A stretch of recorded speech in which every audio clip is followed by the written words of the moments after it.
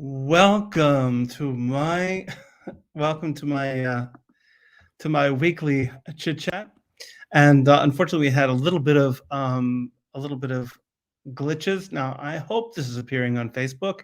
I certainly hope it is. I'm going to go check in 1 second. So let's see if this is actually working. We had little cause of technical issues, and let's hope our technical issues are now solved. Okay, so let's see.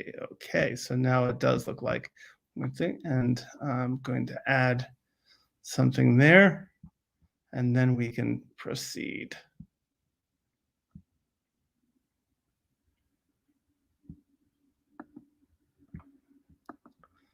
Okay. Okay.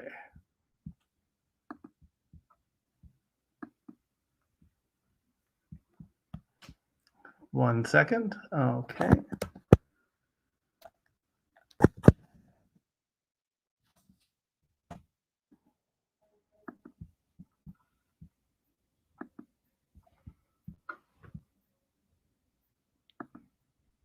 Okay, through the magic of the internet, hopefully that will. Okay, the link should be right there on Facebook if you have that. And I'm very lucky today to have at least one friend with me today. Amal is with me today. And I and if you would like to join me, please, if you have an opportunity to hit that that StreamYard link, you can come talk to me, and love to get a chance to meet you. I'm going to put that. Okay, I'm going to put that in the chat. I think that's going to be on YouTube also. So for those people who are watching anybody's watching on YouTube, and for those people who are watching after the fact, well, we missed you. So I have Amal with me today. I'm gonna invite her here with me. Okay, she's also having problems. There she is. Okay, so welcome, and hopefully this is going to work now. I don't know. I don't know whether this is working, but what can you do? This is technology, and we do the best that we can. Okay. So today I did have a topic, and my topic is education beyond school. And I just wanted to start out by saying, some of you, I don't know if any of the people who are watching today, if they haven't, if they're not watching yet, maybe they will watch eventually, will be my former students. I've had hundreds and hundreds and hundreds of former students because I taught for 25, almost 30 years. And over the course of the years, I would very often meet my students. And never once in those 25, 30 years did I ever meet a student and the student said, I really remember what you taught about, I taught American history, the American Revolution. Absolutely not. Nobody ever said to me, I remember what you taught about the American Revolution. And very rarely did anybody ever talk to me about the content that I thought that I was teaching. All the things that I thought were my topic and were the subject of my teaching, the students never remembered. What they remembered was my weird stories. Okay, I have a lot of weird stories. Some of them are personal stories, mostly personal stories of my travels, of my past, of things that happened to me, stuff that happened in the supermarket. That's what they remember. And so 30 years later, they go, oh, that story you told. I sometimes, if I'm sure some of my students right now, if they're listening to this, they would go, oh, I remember the story. Yes, that. Right. And so what that tells me is that oftentimes as teachers, what we think we're teaching is really not the most important thing that we're teaching. And that education is maybe not what we think it is. Maybe it's not exactly what's really being communicated is maybe something which is beyond the classroom. And so I thought today maybe we could have a little conversation about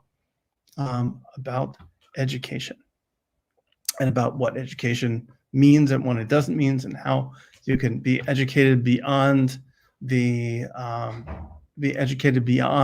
classroom, beyond the school.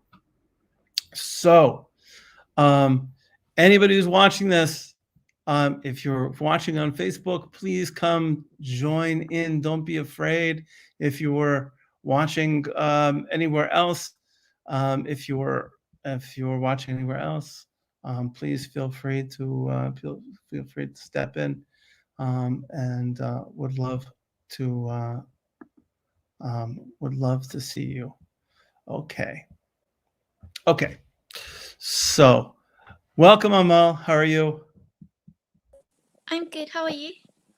Thank God I'm good. I hope I've got this. I don't know how we're doing with this technology, but hopefully other folks will join us if they're brave. On Facebook, you can find the StreamYard link is right there. I put it right at the top of this, so you can see it there. All you have to do is click on it. Okay. So,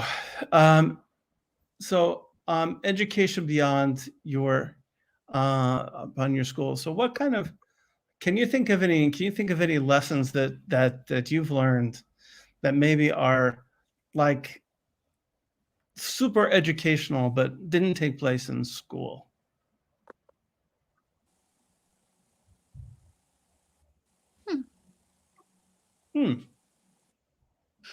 That's a good question. I mean, okay. So here, let me sort of kind of tip it off for a second. So think back on your favorite teacher. Okay, think back at your favorite teacher. Okay, if you have a favorite teacher, I had maybe 3 or 4 of them. Pick one of those 3 or 4. Okay, if your favorite teachers. And what do you remember of that teacher? Do you remember like what they taught in the content of the class, or do you remember a story, or do you remember their them as a person as opposed to the content? Or do you remember the content? If you do, that's great. I have like 3 teachers that were my favorite. One was, she wasn't a teacher, but she was like a volunteer, and I couldn't read until the age of 8, and I needed help reading, and she would take me to the school library, and she would like bring like books for me, and she would tell me about her life and her family, and it kind of like gave me like a safe space, and I will ask her anything about her, and through that it kind of like encouraged me to learn how to read, and because I was like failing behind everyone in my class knew how to read and I couldn't read, so she was like the person that like gave me confidence in reading. And then when I was a teenager, there was 2 teachers, and they encouraged me to like learn, but they would talk about, one would talk about women's rights and how he was so passionate about women's rights. He was like a history teacher. And the other one really liked traveling to like Southeast Asia, and he would talk about his trips to Vietnam and Laos. And those 2 teachers were friends, and they kind of like were like pro like education and that people should learn to grow and it's okay to fail. So in their classes, I felt safe, and I was okay to not do well because I was encouraged by them. So, I love that. I love the word encouraged. I learned recently that the word encourage comes from the word cur, which means heart, right? So encourage means to give someone heart, and it's interesting. I think that a lot of times the people the teachers that we remember and that really touched us, are the ones that that encouraged us, not necessarily, you know, the ones that had the most information, or had, as a graduate student, I, had these classes with all these geniuses, all these genius teachers, but they didn't seem to be so interested in me as a person, and it was those teachers that showed an interest in me as a person, and in, my, in me kind of as a whole, that I think was, that really helped me. There was a famous educator in England, actually, named A.S. Neill. He's one of my heroes. He founded one of these like really wild schools back, I think, in the 1950s. And he said, children do not need teaching as much as they need love and understanding. And I really, as a teacher, I really took that to heart. And as a person, I really take that to heart, and kids learn better, and not just kids, but adults, all of us, we learn better when we feel that we're loved and we're cared about, that we're understood, that, and that it's okay not to be, perfect, and, and it's okay not just be perfect, but not to, to even fail.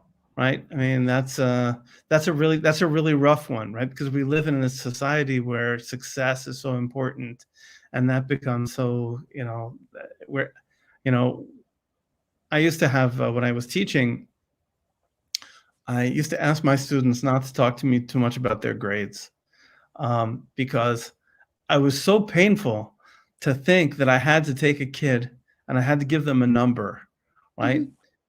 And you're an 85, and you're an 86, and you're a 74, and you're a 95, and really that was so meaningless, and felt so invasive and horrible.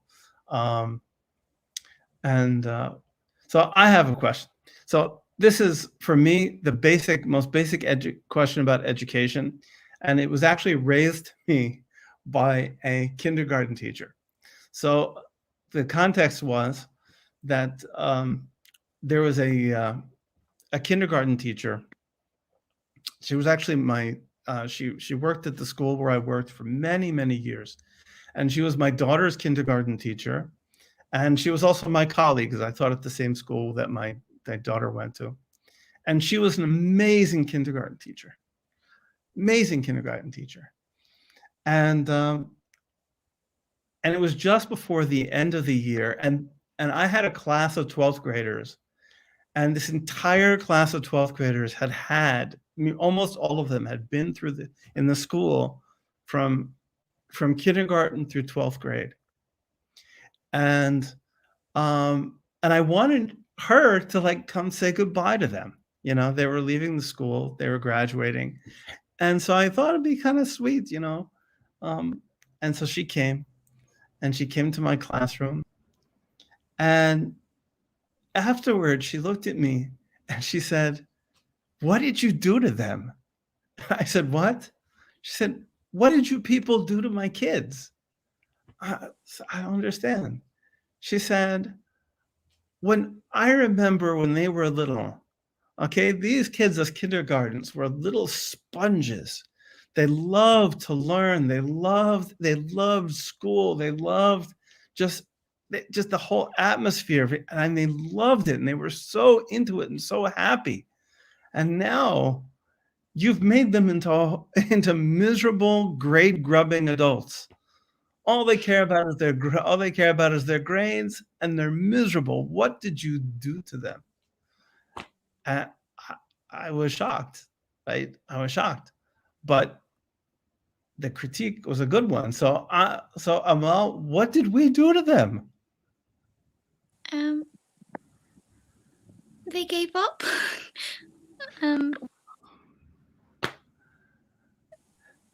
So why does that happen? Like how does that little kid who's little Amal, right? Who is a little kid and who's engaged and interested, right?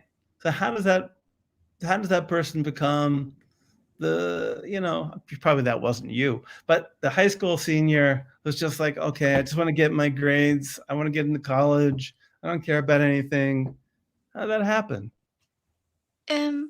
Discouragement from teachers and comparing other students' grades, and they lost their self-esteem, self-worth, and then they get validation through grades. And if they don't get that grade, they feel like they're not smart enough. You know, but what's strange is I feel like even the kids who got the grade somehow or another like didn't get they got I don't know they got a reward from the grade, Mm-hmm. but it, but the learning and the joy of learning was somehow seeped out of it. Yeah, they're not passionate anymore. The passion Right. doesn't. There's no, it wasn't like that there was maybe a joy, I got an A plus, there was maybe a joy in that. There was a joy in kind of looking at you know, people used to, I mean, nowadays they have they have apps. So you can watch your grade like it's the stock market, you know? And I had parents sometimes who would call, like if there was a 3-point fluctuation in the grade, they'd call me up and they say, "What happened? What happened? Your kid took a test. Your kid wrote an essay. You're gonna, it's gonna change. It's the way it goes. Don't panic." But people would watch it very, very closely because they were just obsessed, and that felt like, as you said, that's where your self-worth comes from. And if what I'm worth in the world is an 89%, it's rough. Mm-hmm. That's really rough. If I'm only worth an 85% in this world, um, yeah, I guess that's part of it. We want to give people rewards, I guess, but somehow giving that reward now takes away that that joy, I guess is the word. Um, Another quote from A.S. Neill. I love this. "I would rather see the school produce a happy street cleaner than a neurotic scholar." You know, I mean, like what do we really want a person like when we look at our not just a student but ourselves, because we're also learners. Like, what do we want to get out of it? You know, do we do we want like some big position? Is it important to me, to be, a big boss? Or is it important to me to be happy and to be content and to be doing, something that I want? You know, it's it's difficult. Um, They one of the they Yeah. do in South Korea and China. They have like the school system where they go in the morning and then when they come back from their school, they go to an after school club where they have to do extra learning, and it's like it goes all the way up to like 12 in the midnight 12 midnight, and then they go to sleep and then they do like the whole cycle again just to get good grades. And That that's crazy. I mean, like when does a kid have time to be a kid? Even now, I mean, even here. So you figure, some kids, even in American schools, let's say you're going to school till 3:30 in the afternoon. Then you're coming home, you're maybe eating a little bit, then you're doing your homework. Homework in the school where I taught was sometimes 3 hours a night, right? So that's putting you into the night, tired. I mean, it's so your life, like your own private time, is like 2 hours a day. I mean, what kind of life is that? It's not healthy. Like, when does a kid get to play, and to socialize and to be, and then if you add extracurriculars, right? Because that's of course very important now, especially with college admissions. You want extracurriculars. You have to make sure that you've cured cancer by the time you're 17 years old, right? And you have to have you have to be on this club and that club and this club. And when's the time to be a human being? mm, It's it's difficult. Um, chasing grades can actually lead to like neuropsychiatric diseases, so like depression, other mood Um, disorders. yeah, I'm sure. I mean, I remember having a meeting. It was very scary actually because we had some serious depression, for serious depression. And at one point, the principal, spoke to the teachers and said, you have to back off. Like you're really causing these kids pain. And it was really as I actually didn't give homework. I had a philosophy of Mhm. never giving homework. I basically figured, look, I have classes. Originally, it was like 45 minutes or 50 minutes, and then it became like 90 minutes. Okay, so it's kind of like if I can't do it in 90 minutes, right? There's no reason why I have to steal the life of my students at home. Let them have a life. If other people feel that they need, and also, I mean, homework. They did all these studies about homework, tons of studies about homework. And what they discovered about homework is that homework was used very poorly. Right? Everybody agreed in education. It's known fact. Anybody who's done looked at any of the research in education knows that homework is used very poorly. And so we know that those kids who are working for 3 or 4 hours a day at home, sometimes 6 hours a day at home, are really wasting their time for the most part. So I wasn't going to waste anybody's time, and but really, yes, it can cause depression. And that whole thing of like being judged all the time, that's Mhm. rough. I mean, can you imagine me? I'm an adult, right? So imagine if I got a grade every day. I would go crazy. I wouldn't be able to deal with it. Imagine if I woke up in the morning, right? And it's like, well, you know, as a person, you're about an 83 today. you know, yesterday you were 90, but you know what? Yesterday you did something, now you're like 83. That would be horrible. Mhm. Just be hard. And if I had other people watching it, like my parents, and my mom, if my mom were calling me up on the phone and going, I happen to notice your grades. Yesterday you were a 90, now you're an 83, you know, like that would be horrible. That Mm. would it would definitely make me depressed. Um, yeah, it would be really horrible. Um, I don't know. My greatest one of my greatest educational experiences, you know, ever was with a math teacher in a brickyard. Um, you know, I met this guy who claimed to be a great math teacher, Mhm. and and I told him I could never learn math because I'm too stupid. And he said, "Nobody's too stupid to learn math." I said, "No, I'm really too stupid to learn math." So he said, "Okay." So he said, "Listen, dress up in black and meet me at midnight at the front door.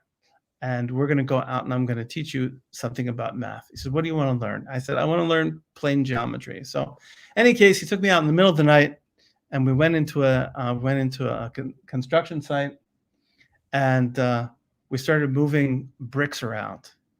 And he showed me by moving bricks, right, and by building a wall. We actually built a wall, and by building a wall, he showed me like how geometry works, you know, and like that was so much better. And because of course, it was in the middle of the night, and it was like I didn't get a grade.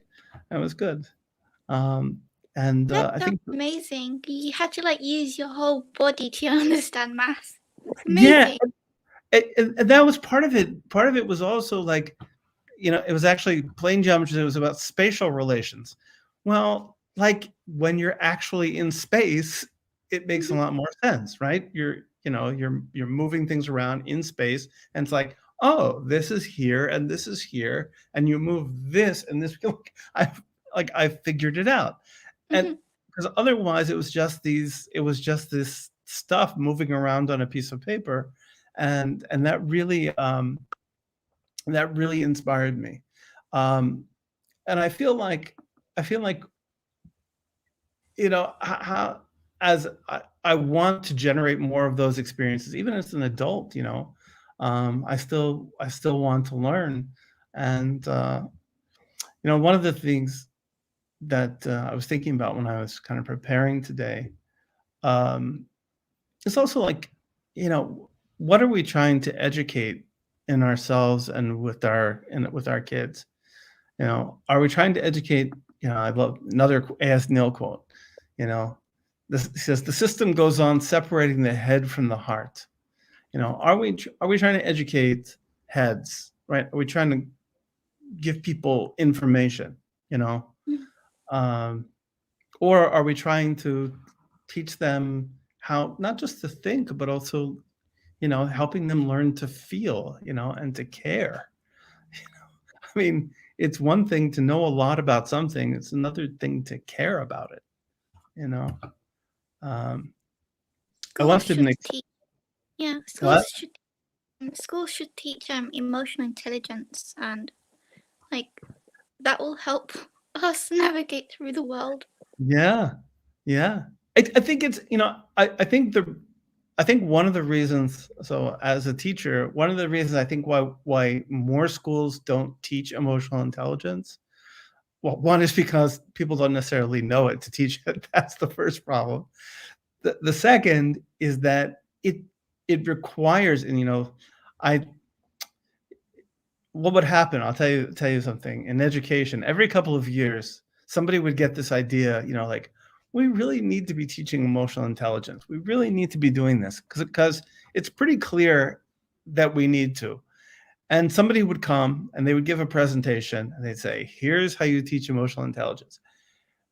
The problem is that it requires a very sustained effort, right? Meaning to say, like, you really have to do it every single day, and it has to be something you pay very careful attention to, and I think people found that difficult, right? It's not curricular in the same way, right? Uh, Curriculum is you write a guidebook, whatever. It's you teach it, you're done, move on, right? This is not teach it, you're done, move on. This is return to it, return to it, return to it, and it's challenging. It's very challenging.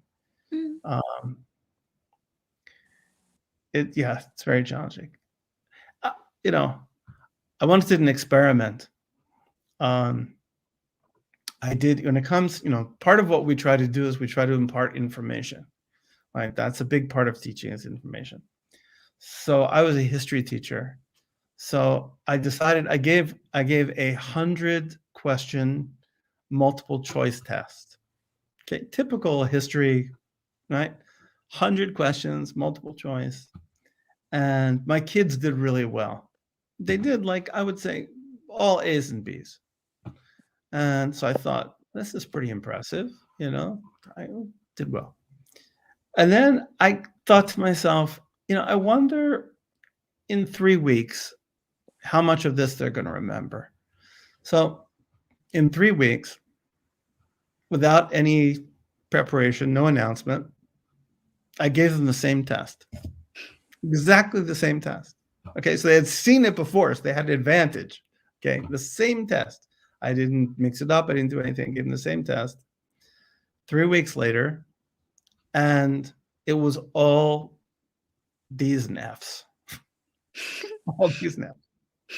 So that means that I literally taught nothing.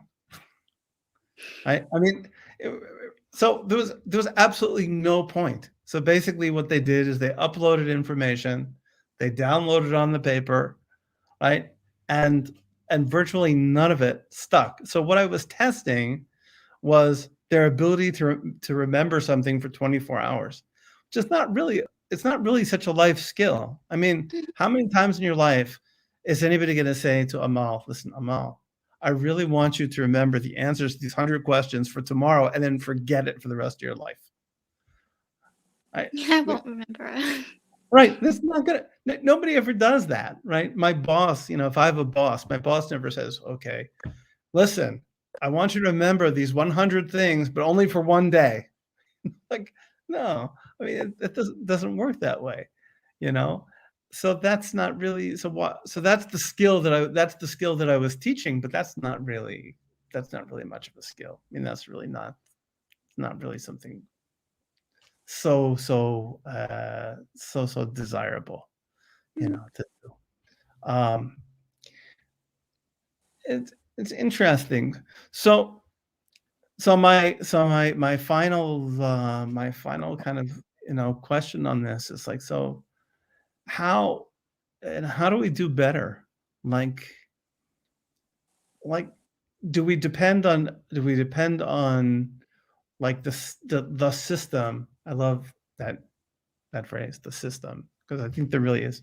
Do we depend on the system to change, or do we just kind of change the way we learn if we're unable to change the way other people teach? Change So the way I wouldn't stick with the system. Everyone learns differently, so explore, and we're like, everyone is a student of life forever. There isn't a person that knows, like, each time we like grow, then we realize that we don't know much. Like when I went to university, when I left, I felt really stupid because I felt like I didn't know much. And then I when I went back to university for my masters, I still feel that I don't know much. So there's so much to learn. And when I go abroad to, like, for example, say if I go to Kuwait or Somalia or any country that doesn't seem Western, I feel like I'm a big fish out of a pond. So like Mhm. it's like I'm learning more about myself. I'm learning about the world. There's so much I don't know. So I feel that we shouldn't stay in a system. We should stay out, and then we should like teach people like what we've learned so that other people can like learn, because if we teach, we kind of like learn through teaching them. Yeah. But what you said is really one of the roughest things, and that is that, like, the best of education takes place when you're not comfortable, Yeah. you know? Right? That's rough, right? The best of education takes place when you're challenging yourself and you're putting yourself in a situation in which, like, in which you're a little bit, or maybe a lot, lost, uncomfortable, and that's where growth takes place. Traveling is just a great example. The learning curve on traveling, right, is unlike anything else, honestly, right? I mean, it's like all of a sudden you learn tremendous amounts. And it's language, it's culture, it's learning about your own emotional makeup, your own values, because oftentimes you don't know really what's important to you until all of a sudden you're kind of faced with another society, and you're faced with what's important to them, and you're like, okay, is it Mhm. important to me? What do I really value? um I remember, uh, just I remember being in the market, in Marrakesh, Morocco, and I remember bargaining and feeling very annoyed.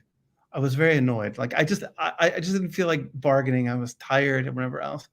And then I realized, I thought to myself, okay, my reaction to this has very little to do with the situation, has very little to do with the intentions of the person I'm bargaining with. Mhm. He's doing business the way he does business because that's the way it's done. And he is being very relational, He's being very relational. He's bringing tea, he's bringing coffee, he's doing all this stuff, and he's fine. It's just my values that, like, I'm used to a system in which there's a price on the thing, the price is printed on the thing, you pay that price, that's the end of it, and whatever. And this is just a different system, and I could actually enjoy this, you know, and enjoy my coffee and my tea, and the chance, as far as the price at the end, it'll be fine. It's just but I realized that it had everything to do with my values, but I didn't know I had those values. I mean, I didn't know why I was responding that way, but and that's a learning, that's a lesson I couldn't get without being in what was at that moment felt like a very uncomfortable situation. And that's across the board.